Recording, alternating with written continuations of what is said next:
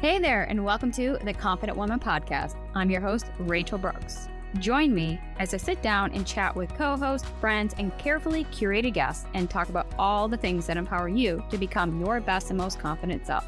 So, let's get started. Welcome back. So today we have with us Tanya Taylor. And Tanya is an author, TEDx speaker, and the founder and CEO of Grow Your Wealth, a financial education platform which helps women achieve confidence managing their finances so they can build wealth and retire worry-free. Tanya infuses her knowledge from learning and teaching about wealth building with her 24 years of Wall Street in the banking and insurance industries, in accounting and risk, bringing together perspectives and insights from a variety of roles. So we're going to have an incredible conversation talking about all the things from finance to insurance to wealth building to all the things that empower you as women to go out there and confidently pursue the life that you are created for. So welcome, Tanya. Thank you so much for having me. Yes, me too. And before we hit record, we were just chatting and she shared so much of what she's worked on, is working on, and all the things that are on deck. And so I'm super excited for her to unpack that and share much more with you guys that are listening. But before we dive in, I'd love for you to share a little bit more about you and your backstory that led you into the works that you got started here today. Absolutely. So my backstory is that I came from Jamaica at 16. We grew up very poor in Jamaica, and I graduated high school at 16. My parents were like, what are we going to do? We can't afford to send her to college. And it just so happened that I had the opportunity to come to America. And so I packed up at 16 alone with $100 and not even sure where I was going to live at the time, and moved to America really to change the trajectory of my life and then really help my family back home as well. And when I got here, I had to go back to high school because I was too young and really understand the system. But it kind of worked out for me because what I saw when I came here was different from what I envisioned. Hearing from people who would return home, I thought people were living very well here. I saw a lot of people working multiple jobs, living paycheck to paycheck. And I wanted to change that for myself. So I started to budget at 16. Imagine I'm making $75 a week, and I started budgeting and starting saving to go to college. And I set like these big audacious goals. I wanted to buy a house at 25. I wanted to have a career. And I just went along that path with my goal setting and just really navigating how do I get there. By the time I was 25, I did purchase my first home and I did graduate college debt free. Along the way, I started to really learn about personal finance, and I decided that I would start teaching people about it. So professionally, I spent 24 years in corporate working for some of the largest organizations.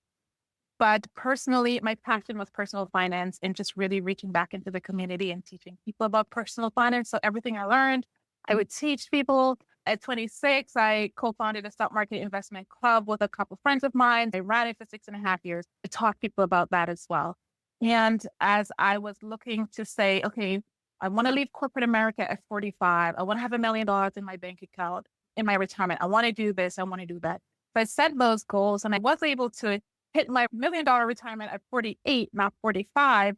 But I also knew that when I left corporate that I really wanted to impact the lives of women, especially because women are so afraid of personal finance.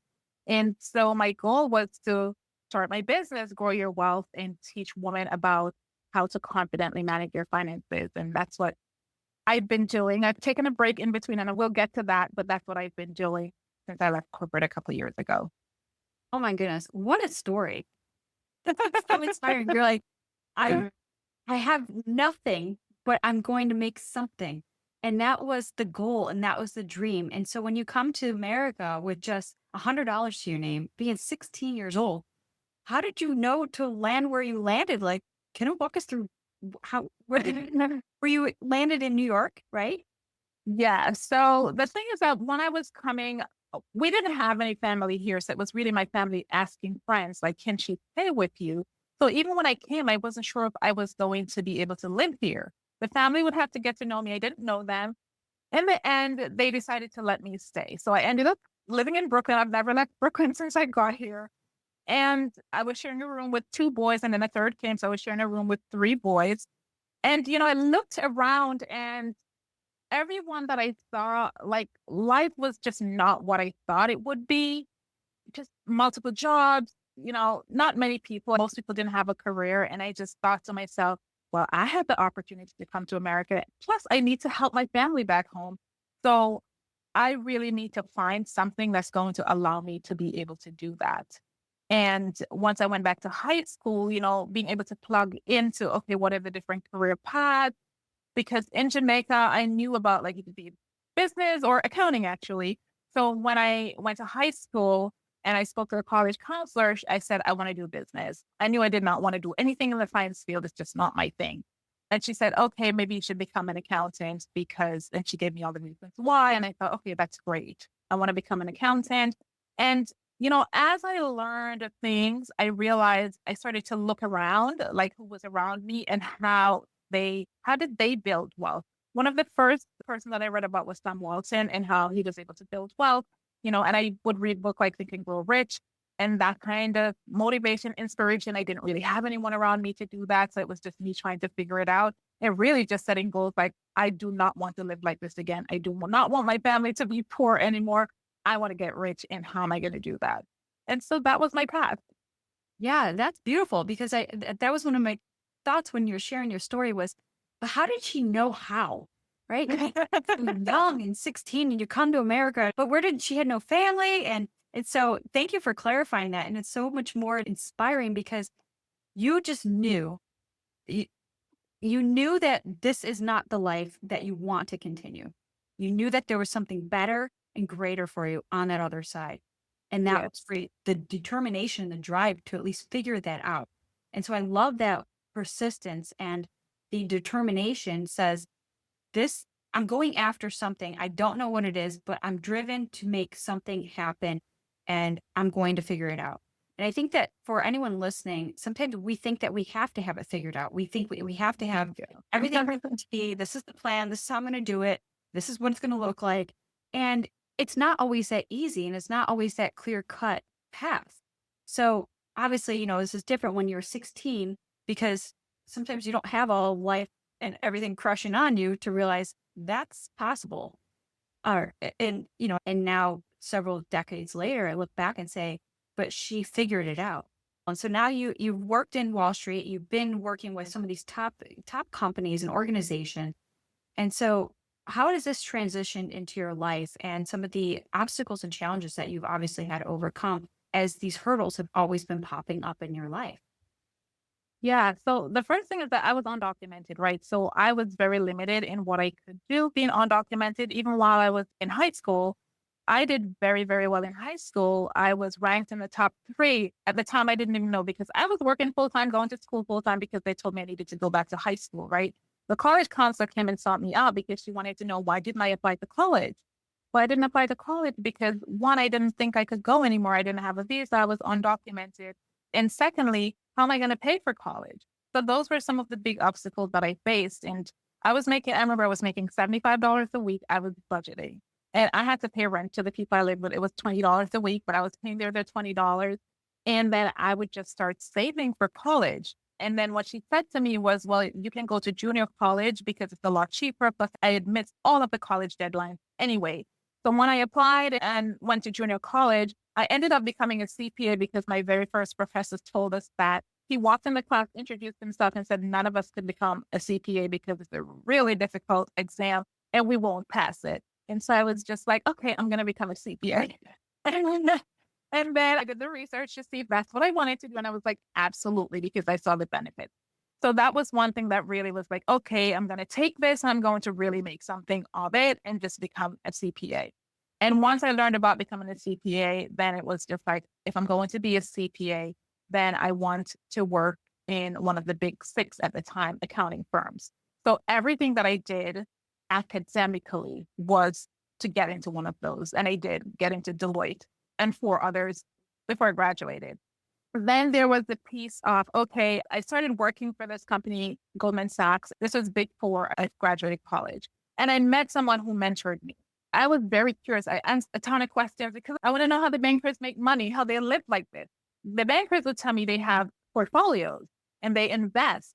when I graduated college, I said to my girlfriends one day, hey, we should start a stock market investment club. Let's start investing because we're not going to build wealth by just our paycheck. This is what the bankers do. So every time I would ask questions and someone would say something to me, even if it wasn't applicable at the time, I would make a mental note of it. The man who was mentoring me, like he told me, he said, I said I wanted to buy a condo because I was still sharing a room with 3 boys. I'm in my 20s. And he said, well, instead of buying a condo, I said a co-op, actually a co-op. He said, instead of buying a co-op, now you're here, you're making good money. Why don't you buy a house, buy more than one family, and you could live in one section and you could rent out another section of it. But here I was now house hacking. I didn't know what any of this means. I was just like kind of following along what he said. And I'm talking about the positives now. There were a lot of obstacles too. Then when I started working at Goldman Sachs as well, there was the retirement plan. They told me you get an employer match. Okay, what does that mean? I don't know what that means. Just like you said, like sometimes you don't know. But if they're going to give me free money, my thing was, I'm going to take the free money. So then I started investing in my retirement plan. And then I would start going to different seminars and I would say, well, if you invest this amount, you could have $1 million by this date. So then my goal became, well, I want to have $1 million by 45. So this is what I'm going to do. And this is how I'm going to invest. So I think those were like the positive things that I almost fell into, not necessarily even knowing for sure that, okay, this is how it's going to work out. The challenges that I faced was I didn't graduate college until I was 25 because I had to stop sometimes. I had to save. I couldn't get a job because I didn't have my green card. That took a long time for me to get the green card. When I graduated junior college, I got a scholarship, almost full scholarship to go to a college, but because I couldn't make up the difference, that scholarship was taken away from me. So then that was like another challenge that I had to go through, graduating junior college and then not being able to get a job. And I ended up becoming a babysitter on the Upper West Side of Manhattan. But that also turned into a blessing because then again, I saw these people who were living on passive income, just like the guy was a drummer and the lady just worked because she liked the job that she did, but they had all this passive income coming in. I looked at that and I was like, okay, if I want to build wealth, I have to have passive income coming from somewhere. I felt like the obstacles propelled me to build, and they also taught me lessons that I could use later on in life. Wow. Oh my goodness. I'm over here like smiling and laughing with you because, when you look back at your life, it wasn't so fun as you had to endure it. But when you look back, you kind of see the folly of it all. It's like, wow, how did I figure that out? Or how did that happen? And so you look back and be like, wow, this is just incredible. And, I'm inspired by your journey of that persistence. I think that's kind of the word that I'm feeling right now, because no matter what obstacle or hurdle you had to overcome, you were just determined to make this happen. And so you have these big, quote unquote, lofty goals at the time, being so young, that you've essentially have already achieved them. Like, this is what's so incredible. You are, where are you now then in this transitions, right? So I know, yeah, like you got so many things on deck, and I love for you to share so much of what you're working on as well. Yeah. So where I am now, I have to give you like a little backstory. So all this happened, right? I achieved all these things that I set out to do, and it was great. And so I'm like right at that cusp of the next step in my life. And I said, okay, I am now 48. And so I achieved my $1 million. I actually had a write up in Business Insider and everything's gone well. So I knew that I wanted to leave corporate and I wanted to go start my business and I wanted to mentor women. But then my dream job calling and I'm interviewing for my dream job and I'm like, this is great. This is how I always said I wanted to leave corporate America. I'm going to interview for this job. I'm going to spend 2 years and then I'll start my business. And right after my first interview, they pushed me forward to the next step of the interview. Pretty sure I would have gotten the job. My daughter asked me one Saturday to take her on an errand. And I'm driving her down the road and bam, car accident.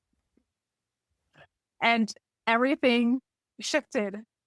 So I've actually been on disability for the past 3.5 years. I didn't get the job. I remember sitting in the interview and I was in so much pain that I was asked a very simple question and I could not even answer the question because I was just sitting there in pain. Initially, I thought I would be better in a very short period of time. They had told me 6 weeks. After 6 weeks, it was just like, no, you have to do this surgery. You may have to do this surgery. and life became crazy. So in the interim, I had to give up my job. So I never got that dream job. I also had to give up the job I was working at the Federal Reserve Bank at the time. And I still tried to work in my business. And I did so successfully for a while, but I couldn't do it full time. So I also had to completely pause my business at one point in time. I just started back really taking on clients in the past couple months because it was just such a journey of just intense pain. The right side of my body mostly was numb and just in so much pain that it's now I look back and I think the pain was almost indescribable, like every day. But in between that, I was able to write 2 books. So I wrote one book called Broke to Wealth, and that is how to build a strong financial foundation, implement effective strategies, and sustain financial growth. And that's really for someone who I find that so many people lack basic financial knowledge and want to figure out, well, how do I get started? What do I do? And so I do like a step by step approach, even though I often say you don't have to read the chapters in order, but I start out with goal setting. Because for me, what I experienced was that once I set my goals, I could align everything up to my goals and work towards my goal. And so I've had that book there. The next thing that I did was I did a TED talk. And I now look back at the accident and I feel like it was redirection because, and it was a moment to pause. As painful as it was, I feel like it was a moment to pause because when I think about my life from the time I was 16 up until I was 48, I was always going, going, going, check the box, everything. And then here I was now venturing into another phase of my life where I was starting this business. No pause in between, just like ready to dive right in again and just go. And I have this personality that's very much like type A, gotta get everything done. And I felt like the accident gave me a pause. That's the first thing that I think it did. The second thing that I think it did, and now I'm on a mission to do this, is it made certain things that my clients experience more relatable to me. So I never really had debt. That was a thing. Unless I had strategic debt, I never really had debt. So even when people talk about debt, it's not something that I could have really truly understand. I have some debt now, and I understand the pain and sometimes even the shame behind the debt. And so being able to talk about that with folks, I think is important. And I think also I ended up writing a second book, Limitations to Limitless, How to Protect Yourself from Life's Curveball. I had no plans to write this book, but I did a TED talk last May where I talk about pretty much the same thing, dreams to disability and, just how to protect yourself. And in the talk, I spoke about how you need to have a budget and maybe you have a side hustle that's going to help you. But one of the other things that I think is really critical is long-term disability insurance. And I feel like now I need to be the spokesperson for talking about this because it's not a topic that's spoken about a lot. And here is why I say that. So when I had my car accident, I had about a year's worth of emergency funds saved up. And the reason it was so much is because I had planned to potentially leave my job to start this business. And I wanted to make sure that I had more than enough money. So actually, I had more than a year of emergency fund or money that I had access to that could cover me for more than a year. But when I had the car accident, a number of things happened and that money went by like that. My daughter got ill. The insurance wasn't covering it. I had to pay for it out of my pocket. I had a tenant. I was getting passive income. She stopped paying her rent. I had to pay for my own therapy because the no fault insurance therapy is just not adequate. So, and I was in so much pain. So I had to have a physical therapist come in. We're ordering more food out. It was just so many things going on that my emergency fund went really fast. And because so people who know me know I have this high need for security. I need to have everything in place, right? And I have maybe way more insurance policy than I need. But one of the things that I did early on in my career, probably mid-career, is for most people who are not familiar with long-term disability insurance, your job may offer you long-term disability insurance if you have a job. If you are self-employed, you have to go out and purchase it on your own. And that's going to replace or cover your income, a portion of your income. So my job, all the jobs that I've worked for, the long-term disability only covers 60%. That's actually very common for most jobs or even less. So I knew that if something were to happen to me, I would need to be able to replace that 40% of income as well. So I went out and I purchased a long-term disability insurance policy a couple of years prior to the accident. My job gave me 60%. And now I have the supplemental policy, which is about 35% of my income. And that was able to help me during the course of all of this to get on a good financial footing in terms of continuing to live the lifestyle that I wanted to live. But I knew for sure that if I didn't have that supplemental long term disability insurance, I would have to draw down on my retirement plan. I would have had to draw down on my children's college fund because it just would not have been enough. And a lot of people do not have that level of knowledge to know that if even if their job offer them a long-term disability insurance policy, it takes 6 months to kick in. And then after it kicks in, it may take another 2 months before you actually see a dollar in your pocket. And it's only 60% of your income. And you have to pay taxes out of it. And you also have to pay for your benefits out of it. So your income is cut in sometimes less than a half. And studies show or statistics are out there that 44% of people who file for bankruptcy do so for because of a medical reason. So your disability you are only getting 60% of your income. You cannot afford the lifestyle that you were living before. And so before you know it, you're in debt. And then when the debt becomes too much, you have to file for bankruptcy. So I really try to educate folks about the need for long-term disability insurance in their life. I've never sold insurance before, but I realize that it's not something that's talked about and it just needs to be talked about more. Oh my goodness. I'm so glad that you did bring this up and talk about it because I mean, I'm learning so much just from your shared experiences and your story and all this the information that you had to learn for yourself. And I think that this is something that, we as women, we take on a lot of our own personal finances and we don't really think about these things. Right. But at any moment, a split second, one of those tragic accidents, something that could really just derail that whole plan and vision for your life. So, are you set up in a way that could protect your assets? And your number one asset is yourself. So, how can we shed some light on those women that are like, how do I even do this? Like, let's educate these listeners, Yes. myself. Yes. I really want to because I feel like it's so important. So the first thing, so there's two buckets, right? You're either self-employed or you're employed. When you're employed, the first thing that you want to do is when you listen to this podcast, get on a phone call after this and call your HR or benefits office and find out how much long-term disability insurance you have and find out when it kicks in, because that's also really important as well. And also, while you're at it, ask them how much short-term disability insurance you have and when that kicks in as well. So after you do that, the next step that you want to do is to really sit back and assess. Most jobs are going to tell you that you have 60%, and they'll tell you something like it covers you for 3 years or it could cover you till you're 65. It really varies, which is why there is no one size. Like you have to find out from your employer what they offer. And you also want to find out if it's pre-tax or after tax.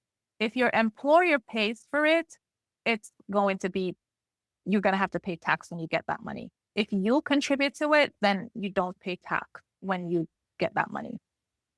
After you find that out, the next step is that you want to speak to, I always say use three. Everything that when I refer people to do things, I always say speak to three different people, three different insurance agents. And you want to start letting them know, okay, my job offers this in long-term disability, or whatever the percentage is you're going to tell them. And then you're going to say, and this is also, well, if you're self-employed, you're just going to go to the agents and say, I am self-employed and need long-term disability insurance. This is my income. That's what the self-employed person is going to do. The one that's employed has to disclose how much the employer paid them because the insurance company will only cover you to fill that gap. And they're not going to cover you 100%. The insurance company most likely will not pay you 40%. They'll probably cover you 30% or 35%.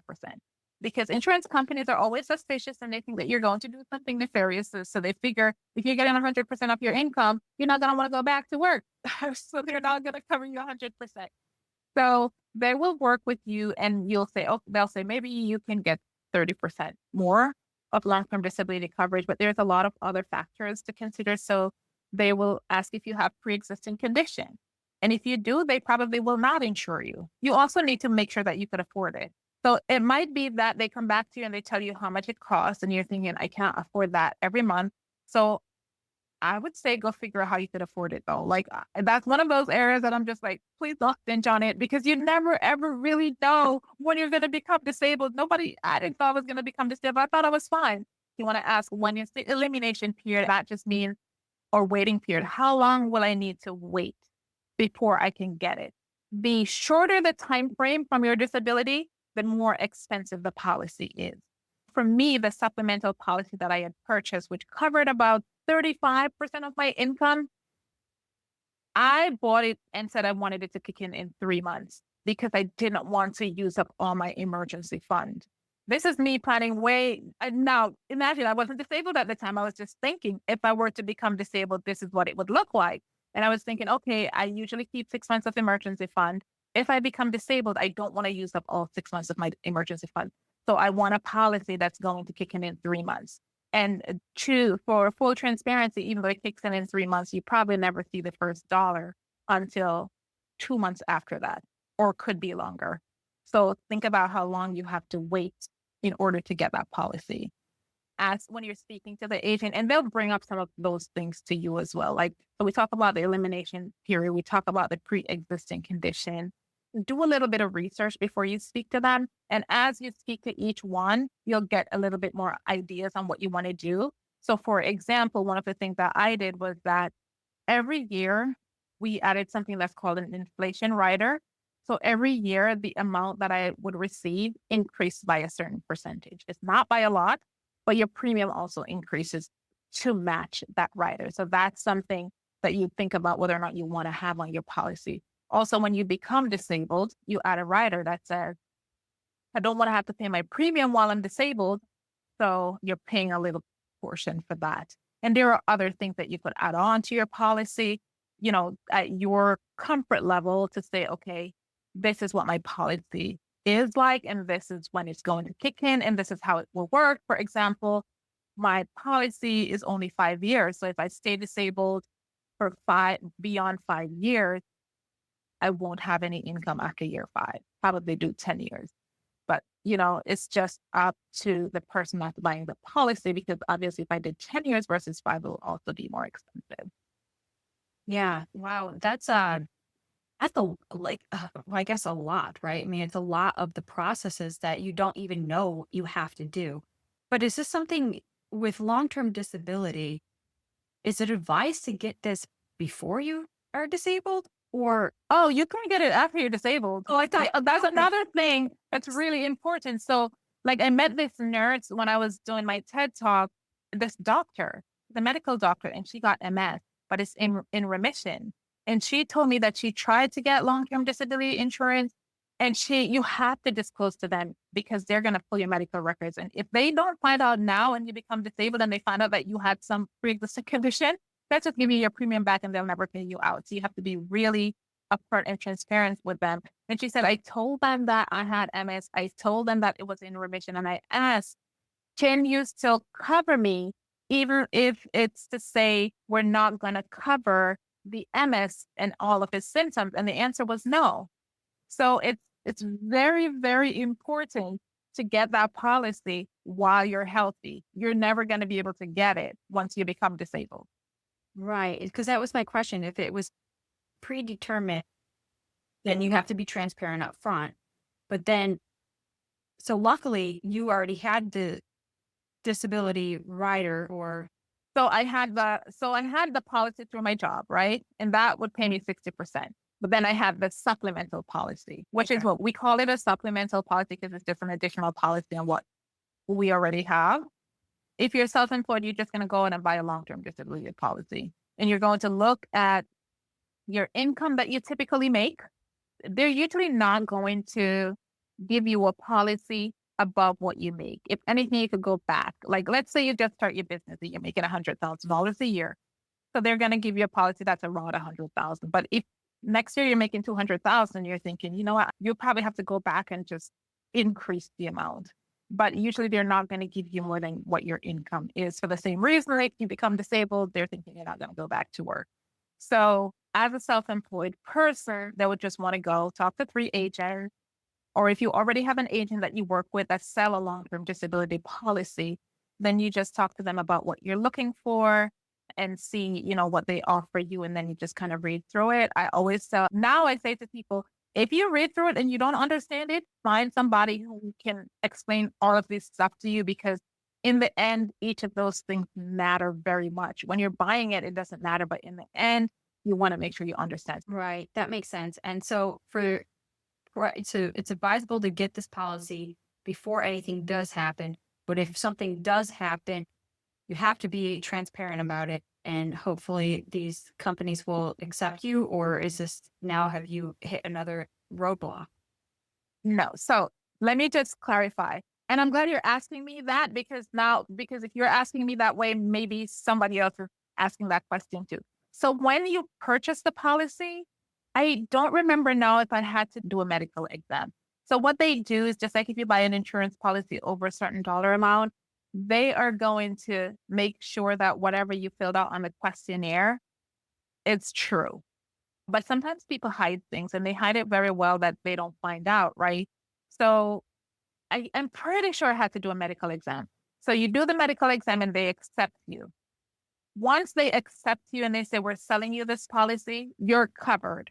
So if you become disabled, you're entitled to get whatever the income is that you signed up for. Because now when I became disabled, I had to prove that I was disabled before I could get the money.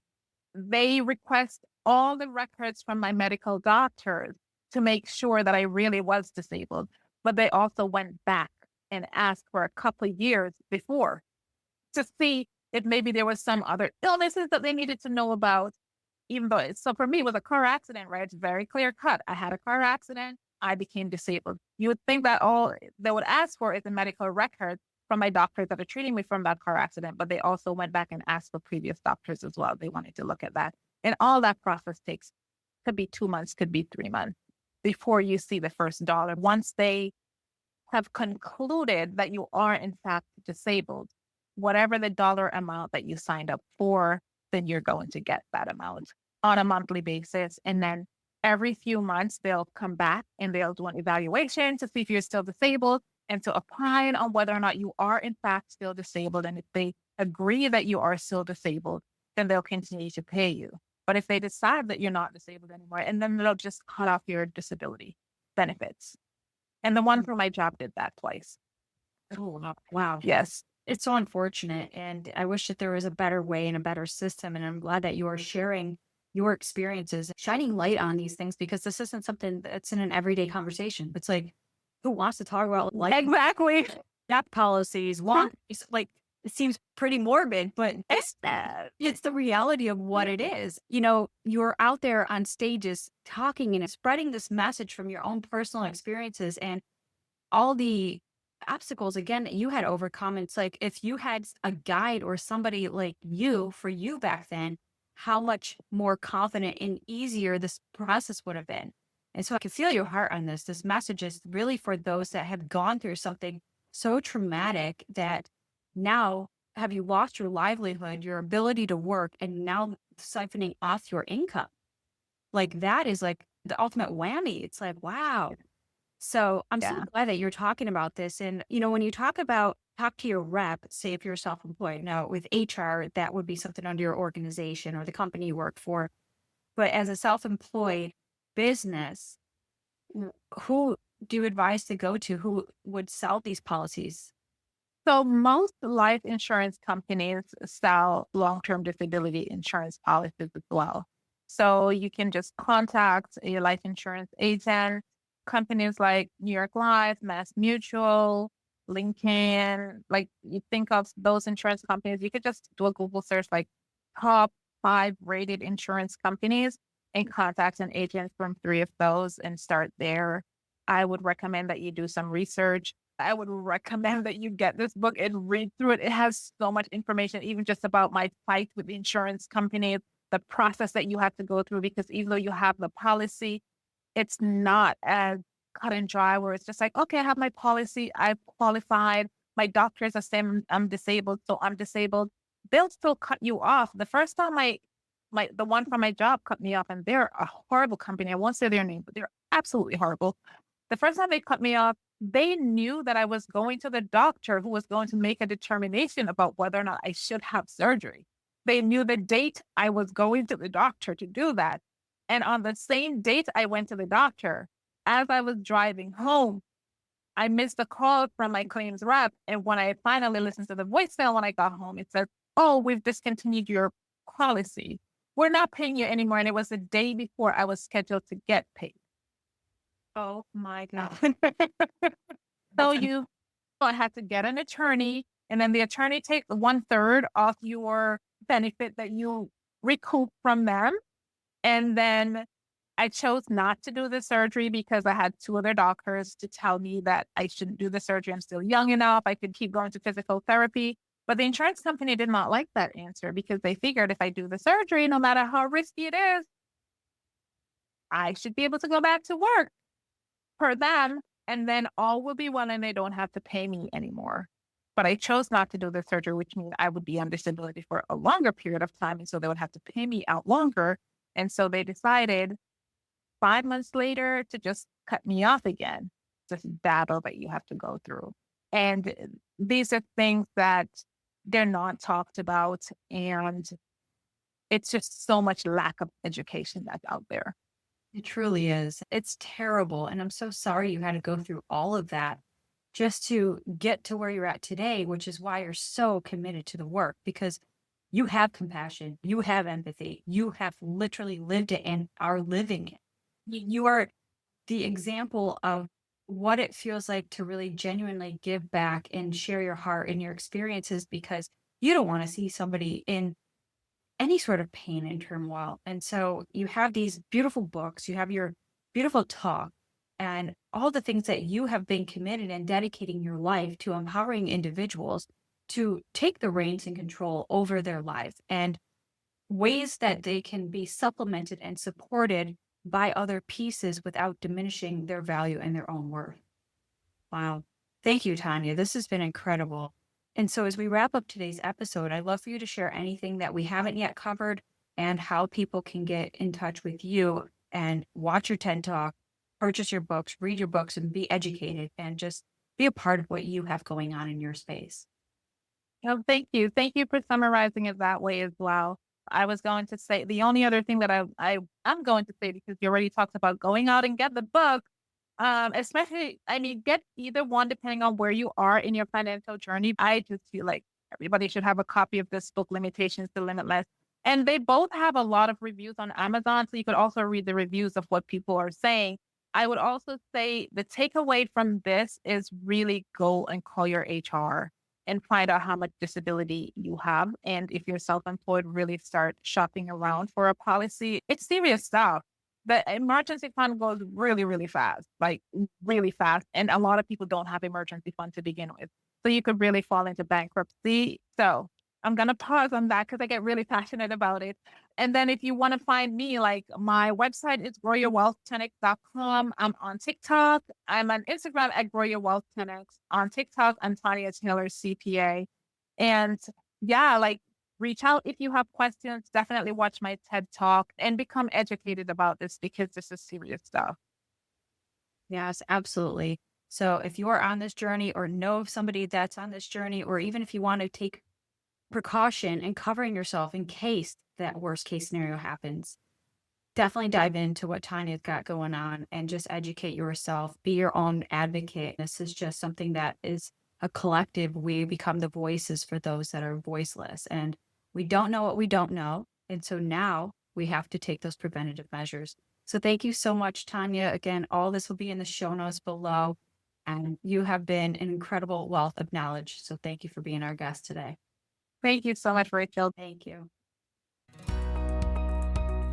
Hey there. Thank you so much for joining me on today's episode of the Confident Woman Podcast. If you enjoyed today's episode as much as I did, please be sure to like, subscribe, and leave us a review. Thanks again for listening.